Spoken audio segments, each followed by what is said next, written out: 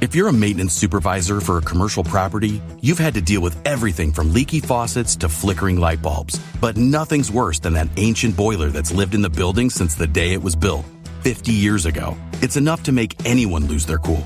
That's where Grainger comes in.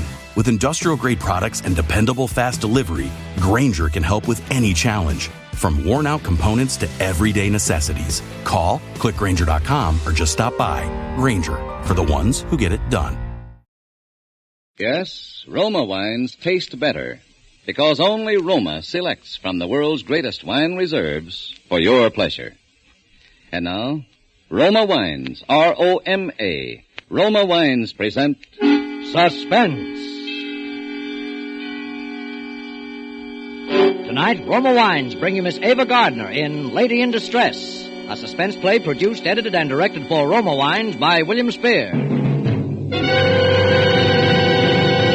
Suspense, radio's outstanding theater of thrills, is presented for your enjoyment by Roma Wines. That's R-O-M-A, Roma Wines. Those better-tasting California wines enjoyed by more Americans than any other wine.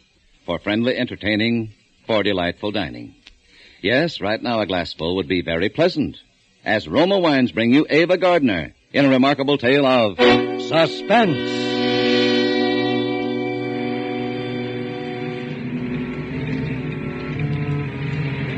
The rain was coming down in torrents, washing huge streaks of gravel from the hillsides onto the road. It was getting dark, and I was beginning to worry.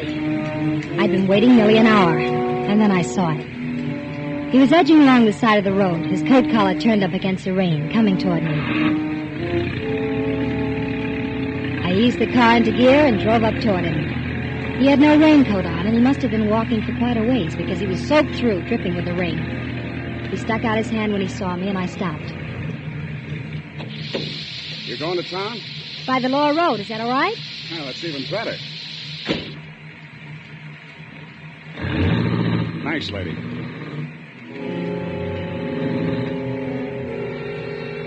Out of the corner of my eye, I looked him over. He was fairly young, a little pale and nervous.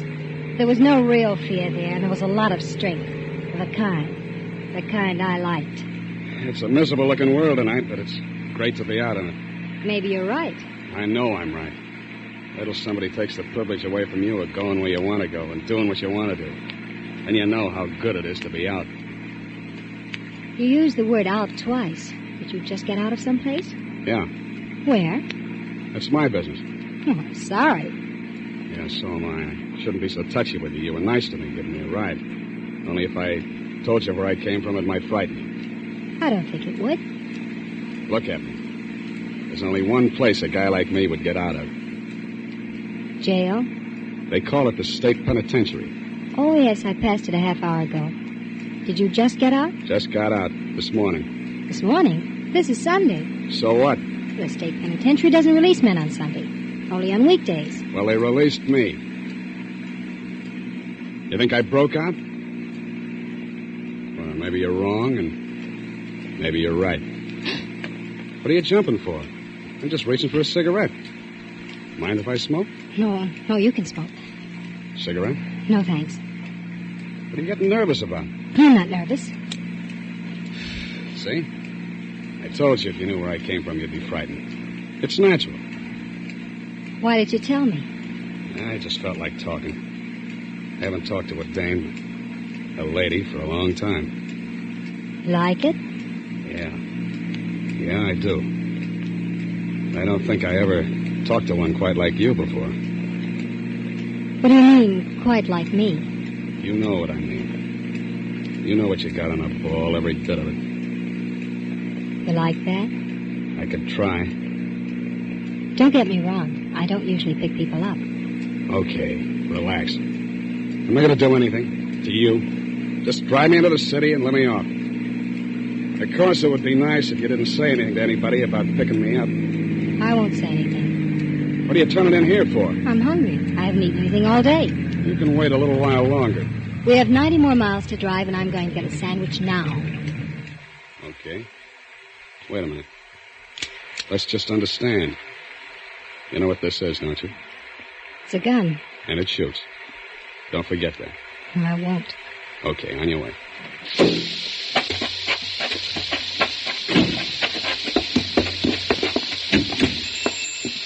After you.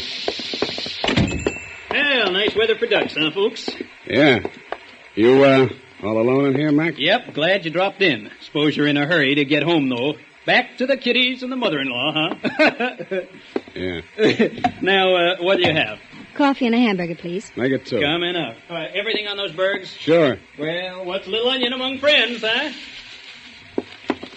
Excuse me a minute. Hey, where you going? If you're going over to use that telephone, lady, you might just as well not bother. It's out of order. I'm trying to get it fixed. Oh, I wasn't going to use the phone. I was going to get some cigarettes. You don't say. I knew he didn't believe me. He didn't say anything, but the way he looked at me, I could tell. We finished our hamburgers, and I paid for them, and then we went back to the car.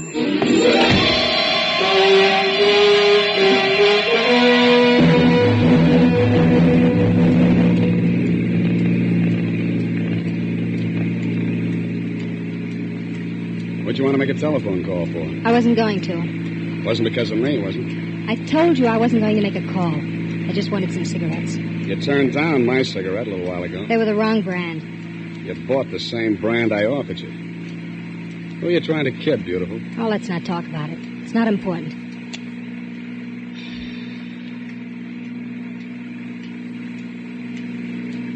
What are you going to do now that you're out? You got a job to do. You got to take care of somebody. You mean your family? No, beautiful. Somebody I got to buy a coffin for. As a matter of fact, I'm not even going to buy the coffin. I'm just going to make it easier for somebody to get one. Sounds an awful lot like you mean you're going to kill somebody. It's as easy as that. I am. Why? I told you I just got out of prison, didn't I? Well, you don't want to get back in. It doesn't happen to make much difference. You see, there isn't much useful left in my life. I'm through. Revenge, huh? Yeah. With all these debts settled, a guy could die happy. That's a strange philosophy. Is it? What are you driving so fast for? I'm in a hurry. I have to get home. It's okay with me. The sooner I get this thing over, the better. Get what over? Hey, that's a cop. That's what you get for driving so fast. Why, I didn't realize it. Pull over. If they ask any questions, tell them I'm your brother. See, your brother. I will.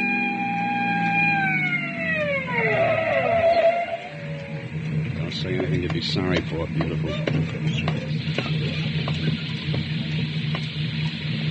You're going pretty fast for these wet roads, lady. I'm sorry. I really didn't realize it. If you'd skidded into a telephone pole, you would have. Let me see your license. It must be here somewhere. That your husband? No, that's my brother. Oh, here's the license. Thanks. Oh. Where have I seen this name before? I don't know. Oh, sure. Your husband's in the department, isn't he? Well, yes, he is. You nervous about something? No, I'm just tired. Okay. But just take it easy from now on. Here's your license. I will. Thanks a lot.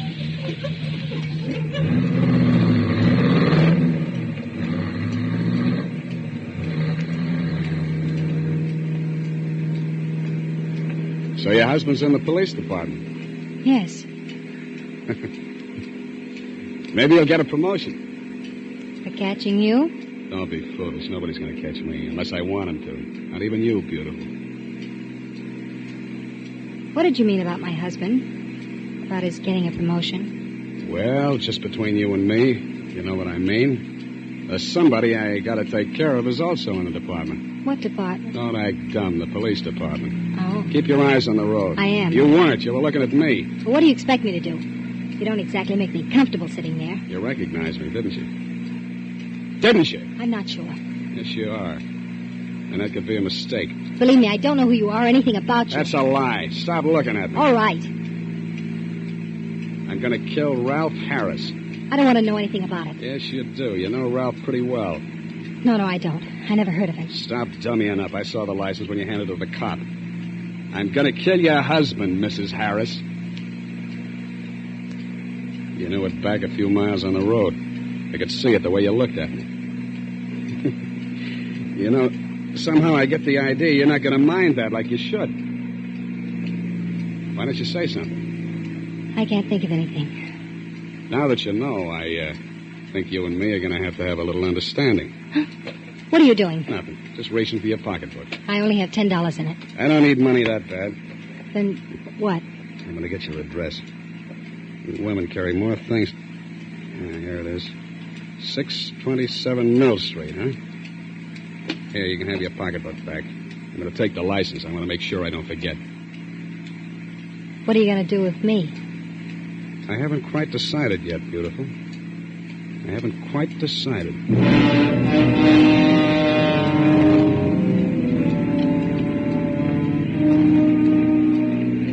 I glanced over at him again. I knew he meant it exactly. He hadn't quite decided. Things had gone far enough. From here on out, I had to make it convincing or else. Look, Sullivan. Oh, so you do know my name. Yes, I know your name. I remember you. I was at trial. They framed you. Did he tell you that? They didn't have to. The whole department knew it. They needed a conviction, and you were it. That's what I thought. You know a lot, don't you? Listen, suppose I told you that you were right in what you said a minute ago. That I hated my husband. That I hated him as much as you do. And that I'd hated him for years. What do you think? Well? I'd say it was a stall to save your own neck. That's what I thought. That's why I wanted to get acquainted a little first. First? Before what? Well, doesn't it seem a little funny to you, my just happening to run into you this way? The wife of the man you've sworn to kill, on the very day you break out of prison? Who says I broke out? I know someone who knows Red Farley. Red Farley? Mm-hmm. He was your contact on the outside that helped you plan it, wasn't he? Listen, beautiful, I don't know how you got this. Where do you think Red Farley got the money? You tell me. I'll tell you. I want you to kill my husband. I'll even help you.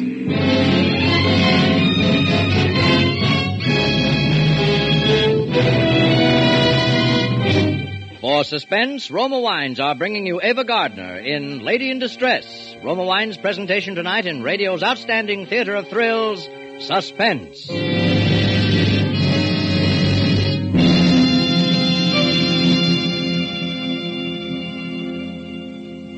Between the acts of Suspense, this is Truman Bradley for Roma Wines. There's a reason more Americans enjoy Roma than any other wine. It's because Roma gives you more enjoyment for your money. Yes, in all Roma wines, you enjoy an important difference, an extra dividend in fuller bouquet, richer body, and better taste. To bring you better tasting wine, Roma selects from California's choicest grapes. Then, with ancient skill and wine-making resources unmatched in America, Roma master vintners guide this grape treasure unhurriedly to tempting taste perfection. These choice wines are placed with mellow Roma wines of years before, and from these reserves, the world's greatest reserves of fine wines, Roma later selects for your pleasure. So to enjoy more pleasure for your money, insist on Roma. That's R-O-M-A, Roma California wine. And whether your favorite is sherry, port, or muscatel, you'll find Roma your best buy in good taste. And now, Roma Wines bring back to our Hollywood soundstage Ava Gardner as Evelyn Harris, with Howard Duff as Sullivan in Lady in Distress, a tale well calculated to keep you in suspense.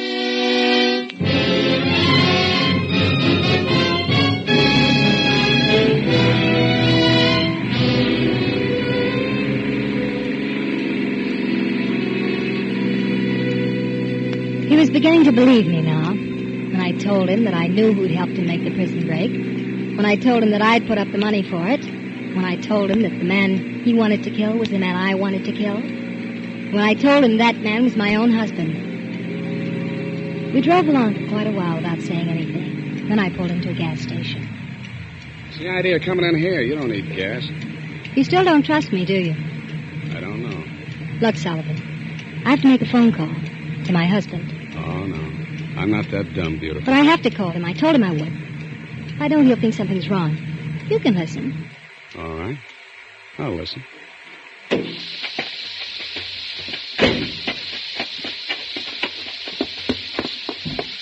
Where's your phone? Oh, it's just inside the door. Thanks. It's right in here, lady. Right on the wall. Right on the wall there, lady. Got your nickel? Look, I know how to use the phone. You don't have to act like you're Orson Welles.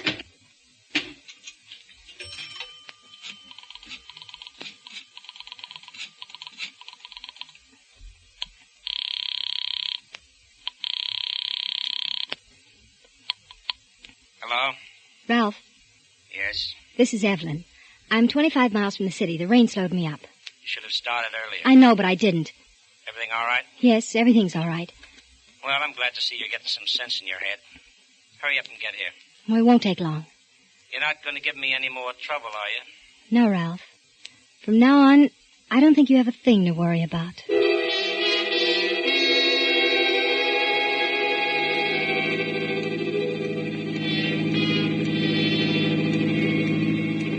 We drove on into town then. I didn't say anything more, and neither did Sullivan. But I knew I had him. He was still playing cautious, but I knew I had him.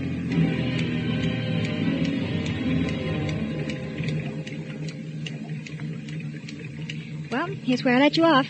Oh, the rain's almost stopped. Okay. But listen, beautiful, don't try to double-cross me. I won't double-cross you. You'd make a mistake if you did. Sullivan. Yeah?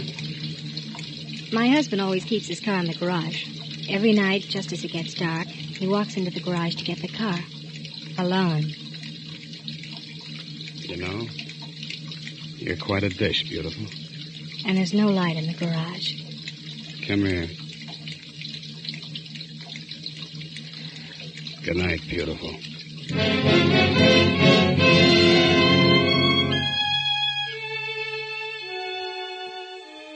There's only a few more blocks to the house. Ralph was waiting up for me, and he seemed genuinely happy to see me. A month ago, Ralph and I had one of our usual fights, and I went north to stay with my mother. But I realized that I couldn't stay with her forever, and the only thing left for me to do was to come back. And I hated it. Crawling back to a man who had no heart, who ran his home like the lock-up pen down at police headquarters. But I had no choice. Ralph was smug about my coming back, as I knew he would be. I kept wondering if Sullivan was actually going through with it. 2 days later, I knew.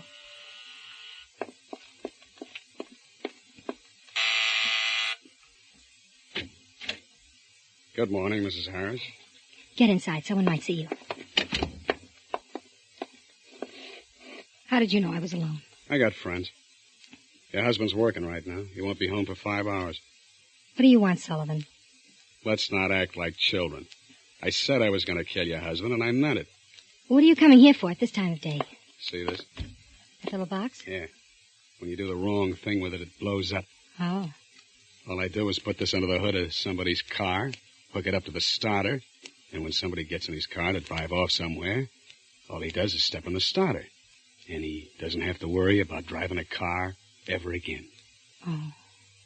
Let's go out to the garage, beautiful.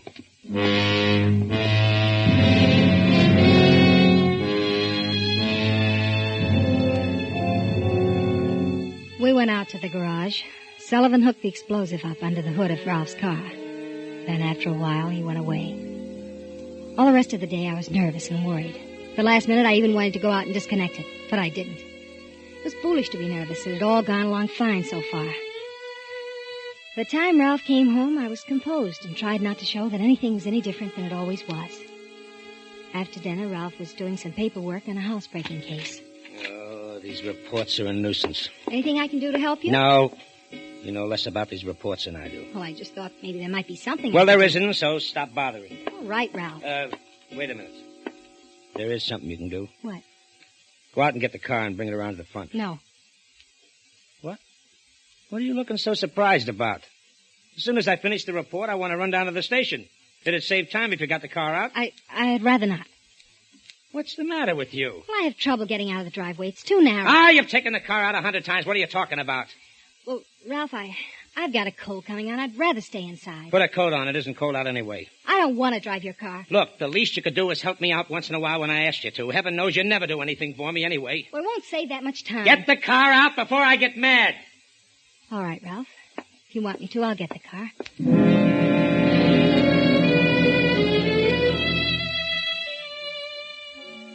What could I do? I went out and opened the garage doors and putted around for a few minutes and slammed the door a couple of times. Then I went back in the house. Well? Well, what, Ralph? Is the car out in front? Wouldn't start. What do you mean it wouldn't start? I don't know. It just wouldn't start. The motor wouldn't turn over. Oh, you give me nothing but trouble. It isn't my fault. It's your car. All right. Forget it. Why don't you go out and try it yourself? Because I won't, that's all. I've been having trouble with my battery. It's probably run down again. If it wouldn't start for you, it won't start for me. I'll look at it tomorrow sometime. Oh, do what you want. Wait a minute. Excuse me. I have some reading to do. Well, wait a minute. What do you want? Call up headquarters and have them send a cruiser around for me.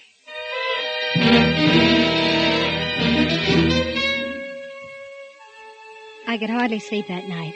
Why, of all times, did Ralph have to ask me to get his car? It was almost as if he suspected. I knew he'd have to get the car sometime, but I was afraid he might check over the car and find out what was wrong with it, and discover the mechanism. Or he might send a mechanic out from a garage to look at it, and an innocent person would be killed. And I was afraid of Sullivan by this time, terribly afraid. I was exhausted from nervousness and lack of sleep when I got out of bed the next day. Ralph had breakfast and went off to work in the police cruiser. I didn't dare go near the garage. I didn't dare do anything, except just wait.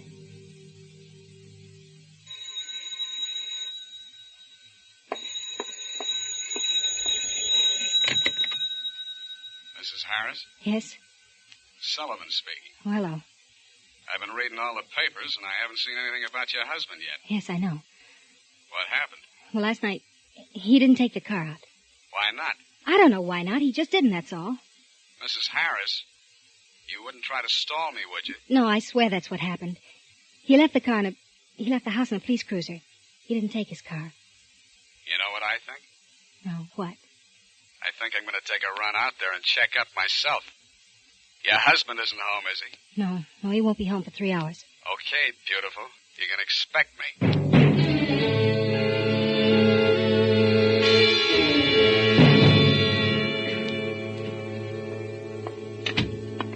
Well, you could at least... Oh, Ralph. Well, who did you expect? Winston Churchill? Well, it isn't time for you to be home. Who said there was a certain time for me to be home? Well, you don't usually get home this early. Well, there wasn't much doing today. I have a few hours coming to me, but... What's the matter with you? Nothing. Why? Well, you're nervous about something. Don't tell me you have a boyfriend hiding in the closet. You may look if you want to. I wouldn't bother. All right, come on. Come on out with it. What's on your mind? What do you keep looking out the window for? Oh, stop examining me like a criminal. I just didn't sleep well last night. I'm tired. You don't do anything to get tired. Where you going? When you came in, I was just on my way to the market. Do you mind? I have to get my coat. Do you want me to explain any more? Say, Evelyn. What's wrong, Ralph? I just thought I saw somebody go into our garage. Come here. Look. Garage door's half open. Oh, yes, I forgot to tell you. I called the garage and had them send a man to look at the battery. He'll take care of everything. Yeah? Well, I'm going out and take a look myself. You don't have to. He knows his job. Sometimes I don't think you have any brains at all. I'll be right back.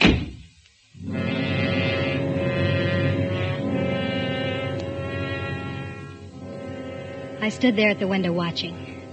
I knew who was in the garage, and it wasn't a mechanic. It was Sullivan. Ralph walked off the back porch and across the yard, and then into the garage. I didn't know what was going to happen. I kept thinking, only one man will come out of there alive. And then I thought, maybe I'll be lucky. Maybe neither of them will come out alive. I pulled the curtain back so I could see more clearly. And then I waited what seemed hours, staring through the window. I couldn't hear a thing, and nobody came out. Nobody. I moved closer, my face pressed against the glass. And then just before it happened, somehow I could hear it coming.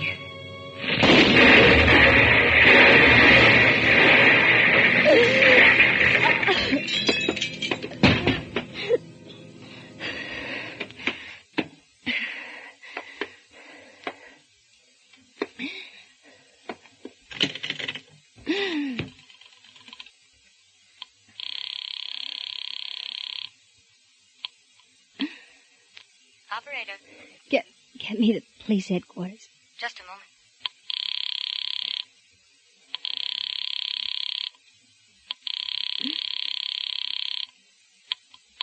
Police headquarters, Sergeant Thompson speaking. This is Mrs. Ralph Harris. There's been an accident, an explosion. We'll be right out, Mrs. Harris. Are you all right? The window broke. A big piece of glass. My throat.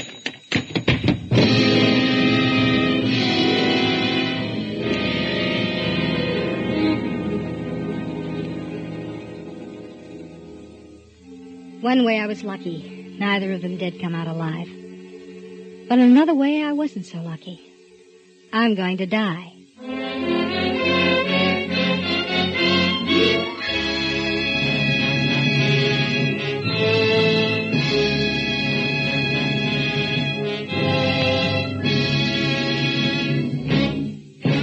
Suspense. Presented by Roma Wines. R-O-M-A, Roma, America's favorite wines. Before we hear again from Ava Gardner, star of tonight's suspense play, this is Truman Bradley, reminding you that in all Roma wines you enjoy an extra premium goodness, in fuller bouquet, richer body, and better taste. Yes, Roma wines taste better because Roma, and only Roma, selects better tasting wines from the world's greatest wine reserves. That's why more Americans enjoy Roma than any other wine.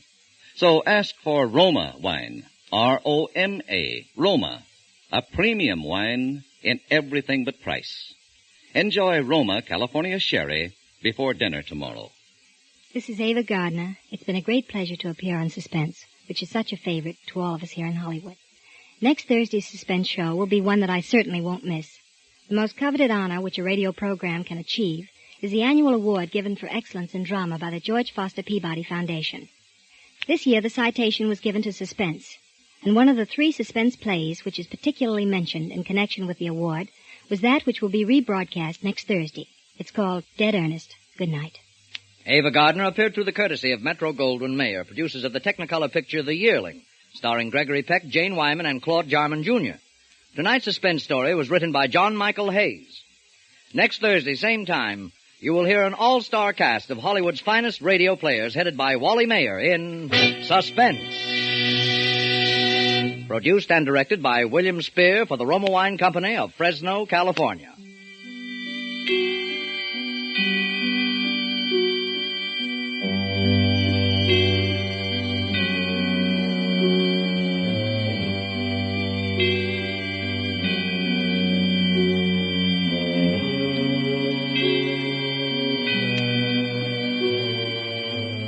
In the coming weeks, Suspense will present such stars as Robert Mitchum, Virginia Bruce, Angela Lansbury, and others.